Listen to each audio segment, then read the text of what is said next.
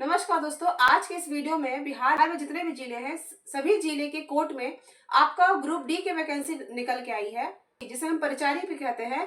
उसकी नई नई वैकेंसीज निकल के आई हैं। इसके बारे में जानकारी आज से ठीक 5 से 6 दिन पहले मैं आपको बता चुकी हूँ कि कुछ जिलों का आया था, और आज के इस वीडियो में कुछ नए जिलों का मैं आपको जानकारी देने वाली हूँ। तो ये बहुत अच्छा अपॉर्चुनिटी है। जो लोग कुछ नहीं कर रहे हैं और वो चाहते हैं कि बिना एग्जाम के अगर हम काम करें, पैसे भी ठीक ठाक हमें मिल जाए, तो ये आपके लिए बहुत ही अच्छा अवसर है।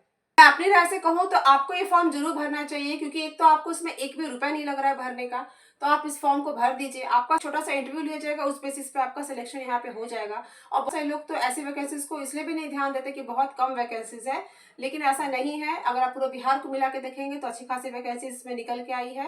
एग्जाम नहीं देना चाहते हैं, आप आगे पढ़ना नहीं चाहते हैं, अगर आप चाहते हैं कि ज्यादा मेहनत किए बिना अगर आप अच्छी खासी सैलरी उठा सके, खर्च निकाल सके, तो ये जॉब आपके लिए बहुत बेस्ट है। क्योंकि आप जानते हैं कि जिला कोर्ट में काम करना सिर्फ सैलरी पे आप डिपेंड नहीं रहेंगे। आपका जो साइड इनकम है वो भी आपको ठीक ठाक होते रहेगा।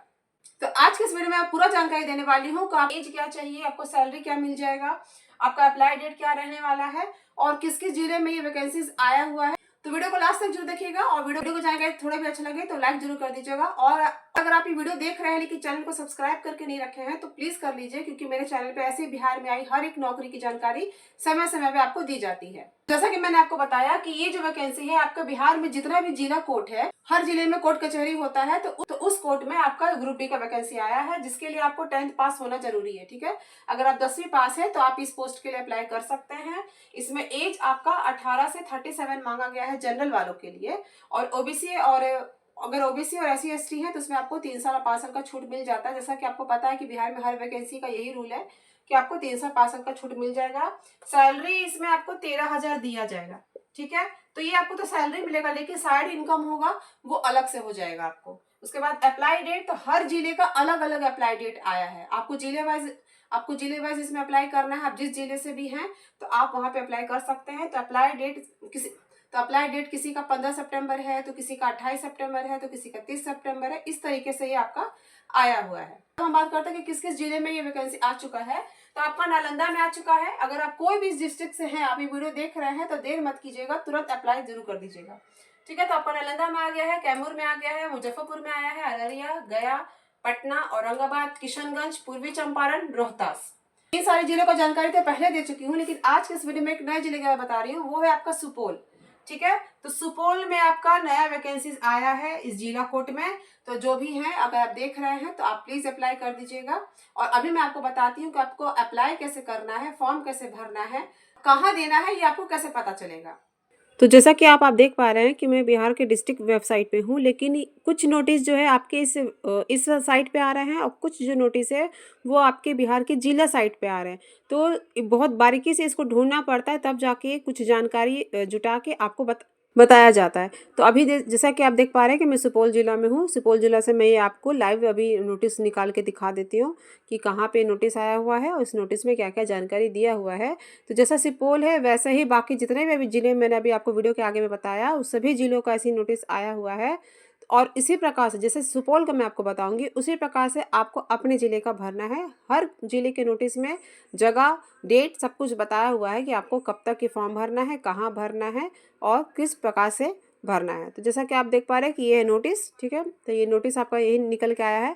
और ये आपको क्लियर कर देती हूँ कि ये आपका परमानेंट जॉब नहीं है, ये संविदा के आधार पर भर्ती निकाली गई है।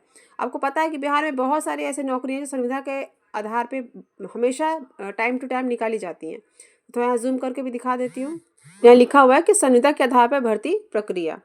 तो ये सारे यहाँ पे है। और भी सारी वैकेंसीज निकली हुई हैं, लेकिन वो ग्रेजुएशन लेवल पे है, तो इसलिए मैंने उसके बारे में आपको नहीं बताया है।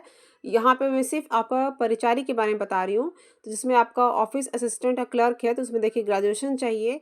फिर आपका डीईओ के लिए ग्रेजुएशन चाहिए, प्लस में आपको कंप्यूटर टाइपिंग स्किल भी चाहिए। लेकिन अधिकतर जो मैं वीडियोस बनाती हूँ उसमें सिंपली अगर आप 10th पास है, 12th पास है, ग्रेजुएशन है, बिना किसी स्किल के, तो वैसे जॉब के जो नोटिफिकेशन है उसका जानकारी है वो मैं आपको अक्सर देते रहती हूँ। तो यहाँ पे लिखा हुआ है ऑफिस पियून, मुंशी, अटेंडेंट। मतलब आप उसको पियून बोलिए, मुंशी बोलिए, परिचारी बोलिए, बहुत सारे नाम है, लेकिन काम वही है और सैलरी भी वही है। तो आपको 13,000 यहाँ मिल जाएगा। साइड में प्लस में जो साइड इनकम होगा वो अलग से हो जाएगा। अब यहाँ पे आपको सारे जो निर्देश है वो दिए गए हैं, क्या क्या शर्तें होनी चाहिए। जैसे आप भारत के नागरिक होना चाहिए, आपका व्यवहार अच्छा होना चाहिए, चरित्र अच्छा होना चाहिए। फिर आपका यहाँ सामान्य कोटि में कितना एज है, तो जैसे मैंने अभी बताया सब कुछ वही यहाँ पे दिया हुआ है। परीक्षा शुल्क आपको कुछ भी नहीं लगेगा।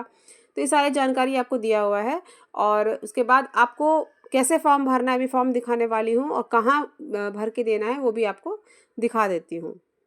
अगर आपका डिमांड रहेगा, अगर आपको चाहिए ये नोटिफिकेशन, तो मैं अपने टेलीग्राम चैनल पे भी डाल दूंगी। नहीं तो अगर आप चाहें तो ऑफिशियल वेबसाइट से भी ले सकते हैं, जहां आपकी मर्जी, जहां आपको सुविधा लगेगा वहां से आप ले सकते हैं। तो ये रहा आपका कार्यालय का पूरा पता। यहाँ पे अच्छे बड़े शब्दों में यहाँ पे आपका पता दिया, एड्रेस दिया हुआ है। और इस एनवेलप में जहाँ आप भरेंगे, उस एनवेलप में आप अपना फ़ोटो डाल दीजिएगा। उसके बाद अपना जो भी आपका सर्टिफिकेट है वो डाल दीजिएगा, उम्र प्रमाण पत्र, जाति प्रमाण पत्र, सब कुछ अच्छे से। आप जब भी नोटिफिकेशन डाउनलोड कर लेंगे ना, तो आपको अच्छे से समझ में आ जाएगा क्या क्या डॉक्यूमेंट्स मांगा गया है।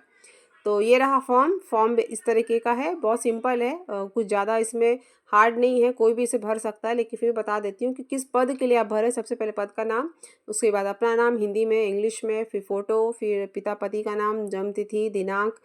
नियोजनालय में आपको रजिस्ट्रेशन कराना कंपलसरी है। तो देखिए, अगर नहीं भी आप कराए हैं तो ये ऑनलाइन भी हो जाता है। यूट्यूब से भी आप सीख के घर बैठे ऑनलाइन भी आप इसमें रजिस्ट्रेशन करा सकते हैं, क्योंकि वो संख्या भी इस फॉर्म में आपको डालना होगा। तो ये बात का आपको ध्यान रखना है। और जितने भी आपके नंबर्स हैं 10th में, अच्छे से भरिएगा, गलत मत भरिएगा, क्योंकि जब आपका इंटरव्यू होगा तो फिर वहाँ पे डॉक्यूमेंट वेरिफिकेशन में अगर गलत पाया जाएगा तो आप वैसे ही रिजेक्ट हो जाएंगे। तो सिंपल यहाँ क्वेश्चन है सारे, इसको भर के अच्छे से साइन कर दीजिएगा। यहाँ पे आपको चरित्र प्रमाण पत्र भी है कि अगर आपके खिलाफ कोई ऐसा कुछ केस तो नहीं चल रहा, आपका जो सर्टिफिकेट है वो सब कुछ सही है, आपका चरित्र ठीक है, ये सारे घोषणा पत्र यहाँ पे है। और अगर जो आप क्वालिफिकेशन देंगे, जो आप परसेंटेज देंगे, वो भी सही होना चाहिए। अगर गलती पाया जाएगा तो इस तरह का आपका घोषणा पत्र लिखवाया जाएगा कि कुछ भी होता है तो उसके जिम्मेदार सिर्फ आप होंगे, ये जो भर्ती कर रही है वो नहीं होगा। तो इस वीडियो में मैंने जितने भी जिले बताए हैं, उसके बाद भी बहुत सारी अभी वैकेंसीज आने वाली हैं। तो इसके लिए चैनल पे जुड़े रहिए, और थैंक यू सो मच यहाँ तक देखने के लिए।